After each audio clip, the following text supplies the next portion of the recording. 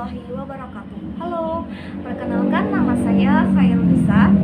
Saya adalah peserta Lamsar CPNS tahun 2021, golongan 3, angkatan 2, kelompok 2, BKPSDM Kabupaten Tanah Laut. Saya bertugas menjabat sebagai ahli pertama guru kelas di UPTD SDN Gunung Mas. Hari ini saya akan mempresentasikan tugas agenda 3 mengenai penerapan sistem merit pada aparatur sipil negara di lingkup pemerintah Kabupaten Tanah Laut. Silahkan menyaksikan.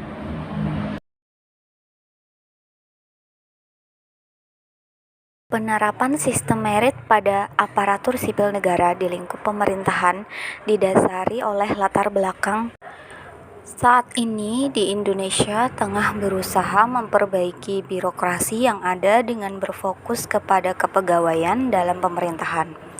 Keberhasilan atas terselenggaranya suatu tata kelola pemerintahan yang baik dapat ditentukan melalui keterlibatan serta sinergisme yang dilakukan oleh 3 aktor utama, yaitu terdiri dari aparatur sipil negara, masyarakat, dan pihak swasta.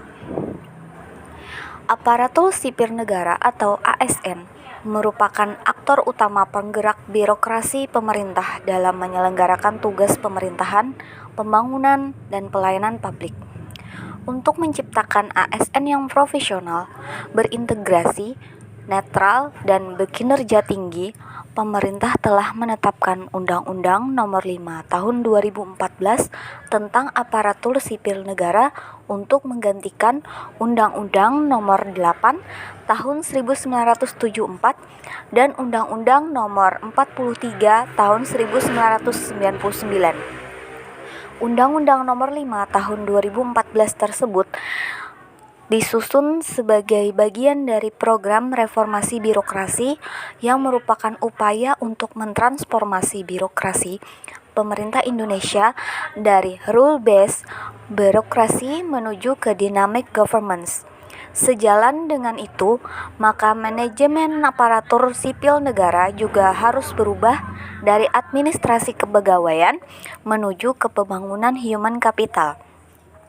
Pembangunan human capital sangat berkaitan dengan implementasi sistem merit. Hal ini dikarenakan sistem merit itu sendiri termasuk dalam bagian pengembangan human capital yang memiliki arti kurang lebih sama untuk menilai suatu aparatur berdasarkan keterampilan, kualitas, serta kompetensi yang dimiliki oleh masing-masing aparatur. Sistem merit yang didasarkan pada objektivitas dalam pengelolaan ASN menjadi pilihan bagi berbagai organisasi untuk mengelola sumber daya manusia. Kualifikasi, kemampuan, pengetahuan, dan juga keterampilan pegawai yang menjadi acuan dalam pengelolaan ASN berdasarkan sistem merit menjadi fondasi untuk memiliki pegawai yang kompeten dan bahagia dalam organisasi karena mereka memiliki kepercayaan yang diterapkannya keadilan dalam organisasinya. Apakah kalian tahu apa itu sistem merit? Berikut adalah penjelasannya. Sistem merit adalah salah satu sistem manajemen sumber daya manusia. Sistem ini berkaitan dengan proses seleksi dan promosi pekerja. Dalam proses tadi, pertimbangan utamanya adalah kompetensi dan kinerja. Oleh karena itu, hal lain seperti koneksi atau hubungan politik tidak diperhitungkan. Sehingga kekuatan orang dalam tidak akan terpengaruh di sini. Sejatinya, penerapan sistem merit berbeda-beda, bergantung pada budaya perusahaan maupun budaya negara-negara yang menganut sistem ini. Menurut Pasal 1 Undang-Undang Nomor 5 Tahun 2014, sistem merit adalah kebijakan dan manajemen ASN yang berdasarkan pada kualifikasi, kompetensi, dan kinerja secara adil dan wajar dengan tanpa membedakan latar belakang politik, ras, warna kulit, agama, asal-usul, jenis kelamin, status pernikahan, umur, atau kondisi kecacatan. Sistem merit menjadi prinsip utama dalam Undang-Undang ASN. Bahkan, undang-undang ini juga menyediakan aturan kelembagaan untuk menjamin keberlangsungan sistem merit dalam pengelolaan ASN. Lembaga-lembaga tersebut adalah yang pertama, Komisi Aparatur Sipil Negara atau KASN, yang diberikan kewenangan untuk melakukan monitoring dan evaluasi pelaksanaan kebijakan dan manajemen ASN untuk menjamin perwujudan atau pelaksanaan sistem merit pada instansi pemerintah. Lembaga yang kedua, kementerian yang menyelenggarakan urusan pemerintahan di bidang pendayagunaan aparatur negara atau yang saat ini dikenal dengan Kemenpan RB, yang bertugas memberikan pertimbangan kepada Presiden dalam penindakan pejabat yang berwenang dan pejabat pembina kepegawaian atas penyimpangan sistem merit dalam pengelolaan ASN. Untuk dapat menjalankan tugas pelayanan publik, tugas pemerintahan, dan tugas pembangunan tertentu, pegawai ASN harus memiliki profesi dan manajemen ASN yang berdasarkan pada sistem merit atau perbandingan antara kualifikasi, kompetensi, dan kinerja yang dibutuhkan oleh jabatan dengan kualifikasi, kompetensi, dan kinerja yang dimiliki oleh calon pegawai. Tujuan dari sistem merit adalah sebagai berikut. Yang pertama, merekrut ASN yang profesional dan berintegritas, serta menempatkan mereka pada jabatan-jabatan birokrasi pemerintah sesuai kompetensinya. Yang kedua, mempertahankan ASN melalui pemberian kompensasi yang adil dan layak. Yang ketiga, mengembangkan kemampuan ASN melalui bimbingan dan diklat. Yang keempat, melindungi karir ASN dari politisasi dan kebijakan yang bertentangan dengan prinsip merit atau nepotisme primordialisme. Penerapan sistem merit memberikan manfaat dalam manajemen institusi atau organisasi, khususnya PNS. Di antaranya, yang pertama, memberikan kontribusi terhadap peningkatan produktivitas, menurunkan biaya produksi, dan meningkatkan pendapatan. Yang kedua, membutuhkan pengawasan langsung, khususnya bagi tingkatan tertentu untuk mempertahankan kualitas yang diinginkan.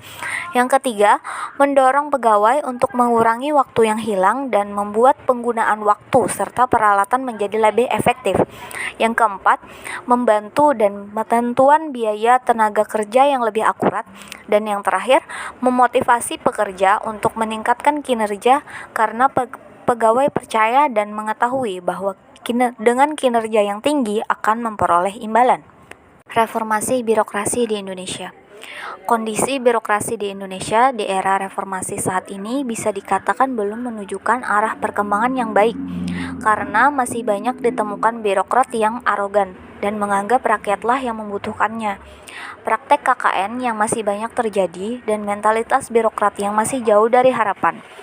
Untuk melaksanakan fungsi birokrasi secara tepat, cepat, dan konsisten, guna mewujudkan birokrasi yang akuntabel dan baik, maka pemerintah telah merumuskan sebuah peraturan dan untuk menjadikan landasan dalam pelaksanaan reformasi birokrasi di Indonesia, yaitu Peraturan Presiden Nomor 80 Tahun 2011 tentang Grand Design Reformasi Birokrasi. Reformasi birokrasi sendiri adalah perubahan besar dalam paradigma dan tata kelola pemerintahan untuk menciptakan birokrasi pemerintah yang profesional dengan karakteristik adaptif, berintegrasi, bersih dari perilaku korupsi, kolusi, dan nepotisme, mampu melayani publik secara akuntabel, serta memegang teguh nilai-nilai organisasi dan kode etik aparatur sipil negara. Tujuan reformasi birokrasi adalah menciptakan birokrasi pemerintah yang profesional, dengan karakteristik berintegrasi, berkinerja tinggi, bebas dan bersih dari KKN, mampu melayani publik, netral, sejahtera, berdedikasi, dan memegang teguh nilai-nilai dasar dan kode etik aparatur sipil negara. Dasar hukum perekrutan dan seleksi pegawai pemerintahan di Indonesia adalah Undang-Undang Nomor 5 Tahun 2014 tentang Aparatur Sipil Negara Pasal 56-67 dan Peraturan Pemerintah Nomor 11 Tahun 2017 tentang Manajemen PNS Pasal 4-44. Sementara itu, terdapat peraturan yang cukup berbeda dari tahun sebelumnya untuk mengatur standar kompetensi calon PNS, yaitu Peraturan Menteri Pendayagunaan Aparatur Negara dan Reformasi Birokrasi Republik Indonesia Nomor 24 Tahun 2019 tentang nilai ambang batas seleksi kompetensi dasar atau SKD CPNS tahun 2019. Peraturan lainnya yaitu Peraturan Badan Kepegawaian Negara Nomor 50 Tahun 2019 tentang prosedur penyelenggaraan seleksi dengan metode Computer Assisted Test atau CAT. Menyikapi peraturan-peraturan yang dijelaskan pada slide sebelumnya, pemerintah Kabupaten Tanah Laut telah menerapkan sistem merit dengan baik. Hal itu dapat dilihat dari diadakannya rekrutmen CPNS di lingkup pemerintah Kabupaten Tanah Laut dengan menggunakan metode CAT, sehingga tidak memungkinkan terjadi kecurangan dalam proses seleksi. Pengadaan rekrutmen CPNS setiap periode tertentu dilaksanakan dengan sistem terbuka, di mana semua warga dari daerah manapun bisa mengikuti seleksi CPNS tanpa membeda-bedakan asal-usulnya. Selain itu, pemerintah Kabupaten Tanah Laut juga mengadakan CPNS di beberapa formasi untuk para pelamar penyandang disabilitas. Apabila seseorang tersebut memiliki atau memenuhi kualifikasi formasi yang dibuka dalam penerimaan CPNS, maka orang tersebut dapat melakukan pendaftaran sebagai CPNS di lingkup pemerintah Kabupaten Tanah Laut. Para peserta diwajibkan memiliki kualifikasi sesuai dengan formasi yang dilamarnya, agar CPNS yang nantinya lulus seleksi adalah pegawai yang memenuhi persyaratan kualifikasi dan kompetensi. Pemerintah Kabupaten Tanah Laut juga terus melakukan upaya peningkatan sumber daya manusia aparatur negara, yaitu dengan pengadaan berbagai diklat dan pelatihan untuk meningkatkan kompetensi ASN yang berada di bawah naungan pemerintah Kabupaten Tanah Laut. Hal ini merupakan perwujudan dari Perbub Nomor 67 Tahun 2017 tentang mekanisme pengusulan peserta pendidikan dan pelatihan bagi pegawai negeri sipil di lingkungan pemerintah daerah Kabupaten Tanah Laut. Dengan demikian, maka tujuan pembangunan bidang sumber daya manusia aparatur dengan mewujudkan pegawai ASN yang profesional, berintegritas, netral, dan berkinerja tinggi dapat diwujudkan. Dengan demikian, tata kelola pemerintahan Kabupaten Tanah Laut menjadi lebih efektif dan kualitas pelayanan publik dapat terjaga karena memiliki aparatur sipil negara yang bekerja sesuai dengan bidangnya. Demikianlah yang dapat saya sampaikan. Semoga dapat bermanfaat bagi kita semua. Apabila ada kesalahan kata, saya mohon maaf. Wabillahi taufiq wal hidayah. Wassalamualaikum warahmatullahi wabarakatuh. Stay safe, stay healthy, and stay at home. Semangat Taksar!